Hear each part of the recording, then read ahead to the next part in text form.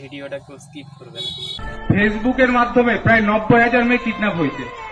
ফেসবুককে use করেই 90,000 মেয়েকে kidnap করা হয়েছে। তো যেসব মেয়ে বা ছেলেরা আছে তাদেরকে বলবো, বাইরে থেকে কোনো অজানা কেউ যদি ফ্রেন্ড রিকোয়েস্ট পাঠায়, কেউ কোনো রকম ভাবে সেটাকে একসেপ্ট করবে না। আর আরেকটা নতুন দেখা দিচ্ছে, আমাদের থানায় এসেছিল ক্লাস 6-এ পড়ে একটা মেয়ে, 12 বছর না 13 বছর বয়স, ক্লাস 6-এ পড়ে। মেয়েটার মায়ের মোবাইলে ইনস্টাগ্রাম করে। ইনস্টাগ্রাম শুনেছেন, বাচ্চারা ছোটরা করে, বড়রা অনেকে শোনেনি, ইনস্টাগ্রাম করে। মেয়েটাকে একটা অ্যাকাউন্ট থেকে ফ্রেন্ড রিকোয়েস্ট এসছে, নাম বান্ধবীর নাম করে একটা রিকোয়েস্ট এসছে, বন্ধু এসছে। এবার সেটাকে কি করেছে, একসেপ্ট করেছে, যে আমার বান্ধবী তো আমাকে ফ্রেন্ড রিকোয়েস্ট পাঠিয়েছে, আমি এটা একসেপ্ট করি। যে বান্ধবীর সাথে কথা বলছে, দিয়ে কিছুক্ষণ পর ভিডিও কল করেছে।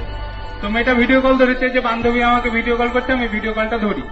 যখনই ভিডিও কলটা করেছে, আমি যদি ভিডিও কল ধরি, আমার এদিকে আমার মুখ, অন্যদিকে কার মুখ থাকবে, অন্যজনের মুখ। সেদিকে কি দেখা গেছে, একটা ছেলে উলঙ্গ অবস্থায় দাঁড়িয়ে আছে। সেটাকে কি করেছে, 10 সেকেন্ডের জন্য সেই স্ক্রিন রেকর্ড করে নিয়েছে, দিয়ে সেটাকে ফেসবুকে ছাড়ছে। দিয়ে মেয়ের মা বাবার কাছে দাবি করছে, এটা আমি আবার ছেড়ে দেবো, আরো ভাইরাল করব, যদি আমাকে 20,000 বা 30,000 টাকা না দেন।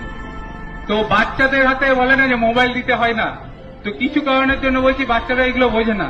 ক্লাস 6-এ পড়ে আমি কি বুঝবো, অতটা বোঝার ক্ষমতা নেই। যে 10 সেকেন্ডে যদি ভিডিও হয়ে যায়, মুখটা যদি এদিকে থাকে, অন্যদিকে যদি কোনো একটা বাজে ছবি থাকে, সেটা তো সবারই সম্মানহানি হয়, সে ছোট হোক বা বড়। তো মোবাইলে যদি কোনো আননোন জায়গা থেকে রিকোয়েস্ট আসে, তা যাকে চিনেনি না তাদেরকে কাউকে একসেপ্ট করবেন না কোনো সময়। আপনাকে ফোন করলো, ফোন করে বলছেন আপনার নামেই আধার কার্ড নাম্বার এটা, স্বামীর নাম এটা, বাড়ি এখানে, অ্যাড্রেস থানা এখানে, সব বললো, সব মিলে গেল। আপনি বললেন হ্যাঁ।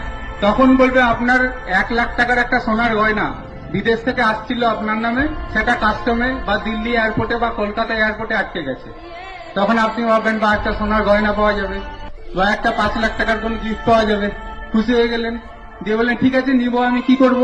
বলবে যে কাস্টমে আটকে গেছে, কাস্টমে টাকা চাইছে, 10,000 টাকা বা 15,000 বা 20,000 টাকা চাইছে। তো সেই টাকাটা আপনি আমাকে পাঠিয়ে দেন, ব্যাংক অ্যাকাউন্ট ডিটেলস দিল, পাঠিয়ে দিল।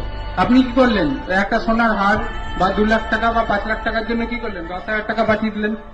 আবার কিছুক্ষণ পরে ফোন করে বলবে রাস্তায় আসছিল, ট্রাফিকে আটকেছে, রাস্তায় আসছিল, সিআইডি আটকেছে, এরকম চলতেই থাকবে। এরকম করে করে রানীনগরের একজন মহিলা টোটাল লোন করে, বন্ধন থেকে লোন করে, বিভিন্ন জায়গা থেকে লোন করে টোটাল 7 লাখ টাকা দিয়েছেন। ঠিক আছে, 7 লাখ, 7 লাখ, 7 লাখ টাকা দেওয়ার পরে আবার চাইছে 1 লাখ টাকা, যে আপনার বাড়ির কাছে আছে, রাস্তায় আটকে গেছে, এবার আপনি এই টাকাটা দিন, আপনার বাড়িতে পৌঁছে যাবে। তারপরে মহিলা আর বাড়িতে গয়না পৌঁছানি, মহিলা কোথায় গেছে, আমাদের বহরমপুর সাইবার